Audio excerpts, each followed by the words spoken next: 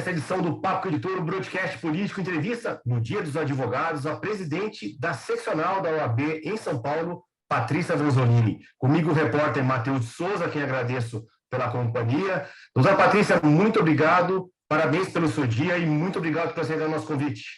Obrigado e parabéns para todos os advogados, para toda a advocacia. Doutora Patrícia, a senhora nasceu no Chile, a gente viu uma pesquisada aqui na história da senhora, por causa do exílio dos seus pais, que eram brasileiros, e, como a senhora disse, não podiam fazer algo simples no Brasil, que era pedir democracia. A democracia está novamente em risco no Brasil no momento? Eu acho que há um risco, sim, né? Esse questionamento constante e injustificado do processo eleitoral pode ser uma antessala de, eventualmente, um questionamento do resultado das eleições, que, por sua vez, pode dar razão à não transmissão do poder, enfim, se houver outro eleito aí no pleito de outubro. Então, é um momento, digamos, de atenção, é um momento que pode ser, como eu falei, uma preparação para um evento futuro muito traumático, muito dramático, é uma ferida de morte à democracia. Né? Não aceitar resultado das urnas é apunhalada no coração da democracia. E esse questionamento muito constante, muito reiterado do próprio processo eleitoral pode ser visto como uma preparação para esse tipo de estratégia futura. Então, acho que a democracia está aqui, está viva, está forte, mas ela está correndo risco e é por isso que é importante reafirmar esse compromisso. A credibilidade do processo, a credibilidade das urnas, o respeito às regras do jogo e o respeito àquele que se sagrar vencedor, né, nas eleições. Bom dia, doutora Patrícia. E qual é o recado dos atos dessa quinta-feira pela democracia com as cartas divulgadas tanto pela OAB quanto pela Federação das Indústrias do Estado de São Paulo? Eu acho que o recado é, em primeiro lugar, um recado da confiança no nosso processo eleitoral. Eu acho que esse questionamento constante, suspeitas, né, denúncias levianas de que houve fraude nos últimos pleitos, gera, inclusive na população, uma intranquilidade quanto ao processo eleitoral. Então, em primeiro lugar, a OAB, eu acho que ela tem como missão reafirmar o processo eleitoral é limpo, é rígido, as urnas eletrônicas são confiáveis, elas funcionam, quem elas apontarem como vencedor deve ser o próximo governante, seja o presidente Bolsonaro, seja o Lula, seja Ciro, seja Simone, seja quem quer que seja, mas quem for apontado pela urna é a vontade popular. E eu acho que é preciso também passar um outro recado de que a sociedade brasileira não quer, não tolera, não suporta, não concorda com essa intranquilidade institucional. Isso faz mal para a economia, isso faz mal para programas sociais, isso faz mal para o empresariado, faz mal para o trabalhador, faz mal para todo mundo. Então, uma vez que concordamos que o sistema eleitoral é rígido, é limpo, então não há por que ficarmos questionando isso, né? Não há por que gerar esse clima de instabilidade que é ruim, inclusive, para investimentos, enfim, para os negócios. É preciso que vivamos num clima de tranquilidade. A gente deveria, nessa altura do campeonato pré-eleições, discutir propostas, discutir programas, discutir visões do Brasil que os candidatos tenham e não discutir o processo eleitoral em si, que está mais do que testado e aprovado. Doutora, a senhora afirma que a advocacia tem uma relação quase simbiótica com o Estado democrático de direito. Na opinião da senhora, quais têm sido as principais ameaças a esse Estado democrático de direito nos últimos anos, principalmente aí durante o governo do presidente Bolsonaro?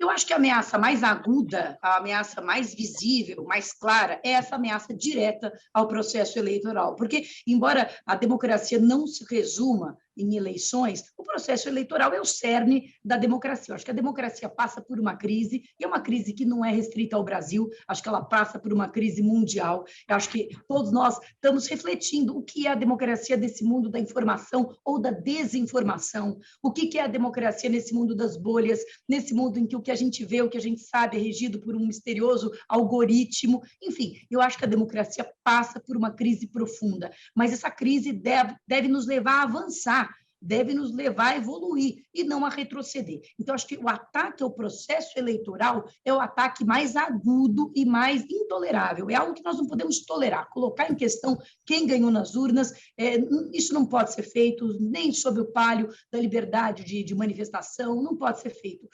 Agora, há outros ataques, digamos assim, talvez menos agudos, a própria descredibilização das instituições, esse ataque constante às instituições judiciárias, né? Críticas a decisões judiciais são legítimas, e, enfim, e decisões judiciais, via de regra, comportam recurso, as decisões do STF, pela sua própria característica, não comportam recurso, mas, enfim, críticas a posicionamentos do Supremo podem ser feitas. Agora, crítica à existência do Supremo, ou crítica pessoal, agressiva, às pessoas, ameaça às pessoas que compõem o Supremo, isso é uma ameaça democrática, né? O judiciário, e não por acaso, ele é o terceiro dos poderes, né? O executivo, o legislativo e o judiciário, ele tem como característica no sistema de freios e contrapesos ser justamente o poder que controla os outros dois.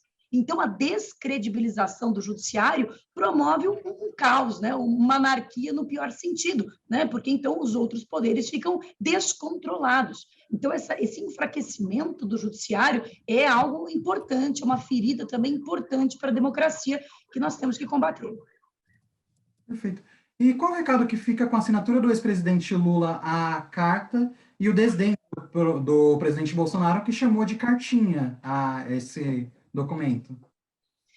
Eu, pessoalmente, acho que todos os que se envolverão no processo eleitoral deveriam ser os primeiros a endossar a carta. Porque, veja, se o presidente Bolsonaro for eleito, ele deverá ser o primeiro a dizer que o pleito foi justo, que o pleito foi limpo. Da mesma forma, o Lula, ou o Ciro, ou a Simone Tebet, né? Não consigo compreender alguém que vai disputar as eleições não acreditar no processo que vai disputar, né? Não acreditar nas regras do jogo das quais ele participou na construção e que agora vão reger o pleito. Então, me causa estranheza, acho que todos os que prezam pela democracia, eleitores de Bolsonaro, de Lula, de quem quer que seja, deveriam endossar a carta é uma carta política, partidária, ela simplesmente está dizendo as eleições são limpas no Brasil, as eleições são confiáveis no Brasil e nós vamos respeitar a vontade popular. Ponto, é disso que se trata essa carta. E eu acho que justamente esse teor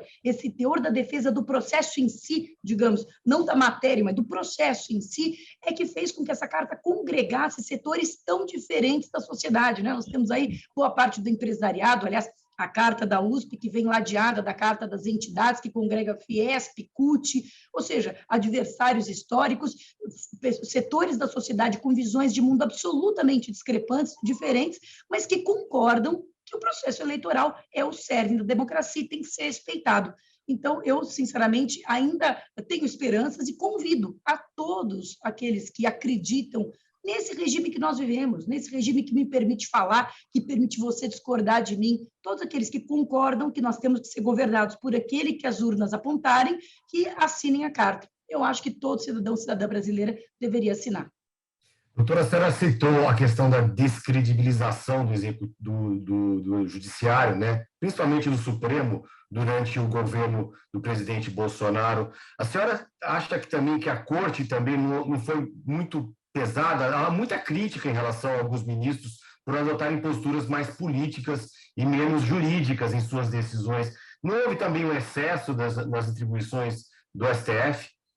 Olha, o STF, a primeira coisa que a gente tem que compreender é que a jurisdição, ela é, como regra, uma jurisdição neutra. Ou seja, o que eu quero dizer é que o judiciário ele age quando provocado. Então, muito se fala hoje sobre judicialização da política, mas nós temos que compreender que quem leva as demandas ao judiciário são os atores políticos, né? Então, o que eu percebo é que há no Brasil uma grande disfuncionalidade dos três poderes, inclusive do legislativo, e que muitas contendas, muitas querelas, muitas disputas que deveriam ser resolvidas no âmbito do legislativo ficam sendo reiteradamente levadas ao judiciário. E o judiciário precisa decidir, né? Não se admite no Brasil aquele non licet, não julgo. O judiciário, quando demandado, precisa decidir. O que se critica hoje, e eu endosso essa crítica, é um pouco do ativismo judicial. Quer dizer, é quando o judiciário ele pretende se substituir ou preencher lacunas deixadas pelo legislativo.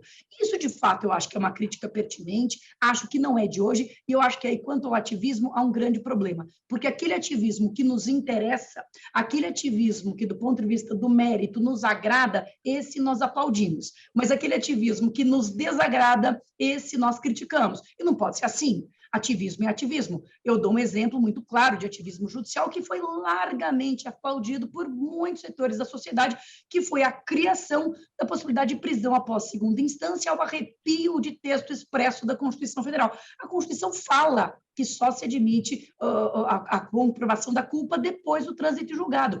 O Supremo, a meu ver, numa decisão equivocada de intenso ativismo judicial, permitiu a prisão em segunda instância e muita gente aplaudiu sob o argumento de uma suposta justiça material. O problema é esse.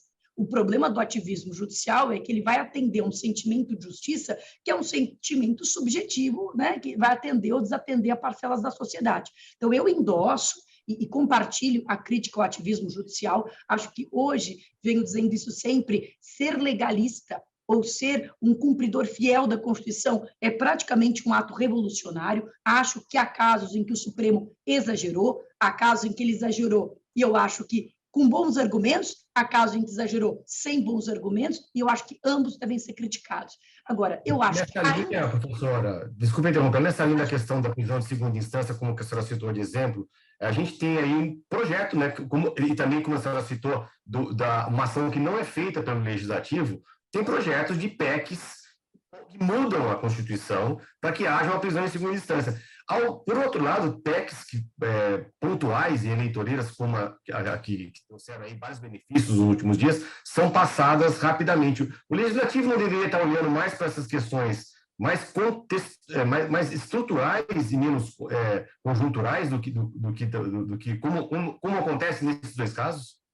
Sem dúvida nenhuma, é um exemplo excelente, né? Uma PEC aí esdrúxula na minha ótica, essa última que passou aí, que permite gastos exorbitantes em período eleitoral, quer dizer, algo que é intuitivo, que qualquer um olhando percebe que não tem cabimento, enquanto que uma PEC que atenderia muito ao reclamo, e é isso, quer se mudar a Constituição, é possível mudar a Constituição através de uma PEC, essa, depois, né, de parar, de ter clamor público a respeito daquela matéria, acaba caindo no esquecimento. Então, quando se critica o Supremo, eu endosso essa crítica em alguma medida, mas acho que também tem essa história do cobertor curto e da disfuncionalidade, quer dizer, na medida em que um dos poderes é disfuncional e não está cumprindo exatamente o seu objetivo, o outro entra ali, mais ou menos bem intencionado, aí podemos discutir, mas entra ali para suprir aquela lacuna, e aí, enfim, nós ficamos com um grande problema mesmo de invasão e de borrar as linhas divisórias da tripartição dos poderes, né? Há um grande problema quanto a isso.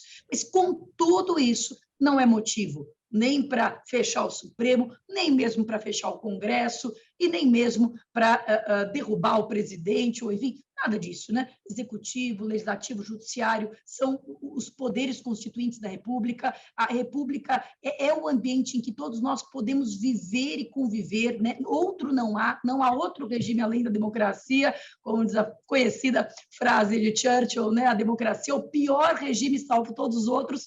Então, é isso aí, não se inventou na história da humanidade um regime melhor, e o cerne desse regime é o respeito à regra do jogo, à regra eleitoral. Mais uma vez, essa é a reafirmação do sentido do dia de hoje. Perfeito. Uma última pergunta é que, mesmo que Bolsonaro tenha colocado o Supremo nessa caixinha de inimigos, o ex-presidente Luiz Inácio Lula da Silva também tem feito críticas ao judiciário. O petista já falou que o Poder Judiciário está fazendo mais política que o Congresso Nacional. Como você vê, como você avalia essa posição dos candidatos à presidência? Eu acho que ambas as falas são exageradas. Eu acho que dizer que primeiro que é uma dicotomia estranha. Não há, dentro do ambiente político, não há quem não faça política. Todos nós fazemos política. Eu, indo nesse ato hoje, faço política. Não é política partidária, mas é política, né? A política é a convivência da polis, e a convivência dos homens entre si. Então, dizer que o Supremo faz política, eu acho uma crítica um pouco vazia. Eu acho que o que há é um certo ativismo judicial, do qual tem culpa, por um lado, o legislativo, que não resolve problemas, Do outro, eventualmente o próprio Supremo, que invade searas que não seriam suas, mas sempre lembrando que o Supremo é demandado. Assim que, enfim, os conflitos, nós estamos nos habituando a usar o Supremo como sempre uma instância revisora, eu acho que inchando mesmo a sua competência. Só que o Supremo não pode não decidir.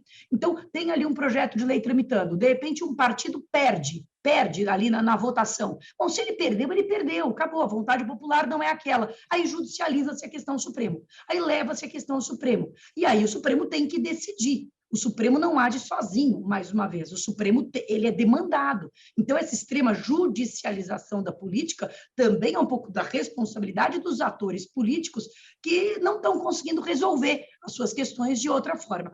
Em suma, eu acho que as duas afirmações, tanto do Lula quanto do Bolsonaro, me soam exageradas. Acho que o Supremo merece críticas, mas que, nesse momento, o mais importante é reafirmar que a instituição Poder Judiciário é uma instituição fundamental para a República e tem que ser, enquanto instituição, sempre respeitada. As suas decisões têm que ser cumpridas, não podem ser descumpridas, né, sob pena de se instaurar o caos. Então, qualquer erro pontual é menos pior do que o caos de você ter, por exemplo, uma ameaça de alguém que fala não cumpro uma decisão do Supremo. Você imagina se cada réu num processo criminal, se cada devedor num processo civil puder falar não cumpro uma decisão do Supremo.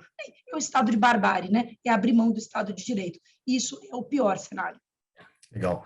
Doutora Patrícia Anzolin, presidente da seccional da OAB em São Paulo, queria agradecer muito a presença da senhora, desejar mais uma vez um feliz Dia dos Advogados, queria agradecer a presença do Matheus, que está fazendo companhia para a gente aqui no Papo com o Editor, no Broadcast Político, agradecer ao Cláudio da Luz, que está fazendo a edição final, e a quem também o parabenizo, já que é aniversário dele hoje, e eu queria agradecer a todos que acompanharam mais um Papo com o Editor, e até a próxima semana.